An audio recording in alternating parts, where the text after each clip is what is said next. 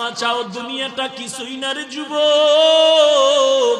ওই কবরে যাওয়ার পরে গুনাহগারের কবরের দুই পার্শ্বের মাটির চাপ, পাজরের হাড় চুরমার হয়ে যাবে। একটা নয়, দুটো নয়, 70 থেকে 99টা সাপের কামড়।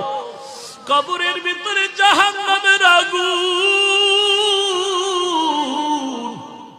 এরে বান্দা, এখনো কি আল্লাহর রাস্তায় ফিরে আসবি না? আল্লাহ দেখায় দেয় দুনিয়ার বিল্ডিং এর আগুনে কত যুবকের লাশ, আর চিৎকারের আওয়াজ, বাঁচাও বাঁচাও। একটু চিন্তা করে দেখ, যখন আগুন লাগছিল শরীরের মধ্যে তখন ওদের কেমন লাগছিল, অবস্থাটা কেমন হয়েছিল। ওরা যখন আগুনের মধ্যে সবাই জানালা দিয়া হাত দিয়া কয়, কে আছো, আমাদের বাঁচাও। আমাদের ডানে আগুন, বামে আগুন, চতুর্দিকে আগুন।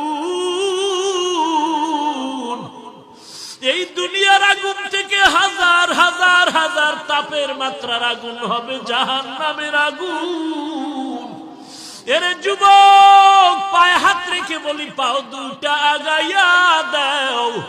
আমি তোর পায়ে ধরে বলি, আর গুনাহ করিস না রে যুবক, আর গুনার পথে যাইও না। নামাজ পড়ো, পর্দা করো, মা বাবার খেদমত করো, আল্লাহ ওয়ালাদের দোয়া নিয়ে চলো। আল্লাহর কাছে ক্ষমা চাও, দুনিয়াটা কিছুই না রে যুবক। পায়ে হাত রেখে বলি, এই যে বন্যা হয়ে গেল কয়েকদিন আগে, কত মানুষ বন্যায় মরে গেল।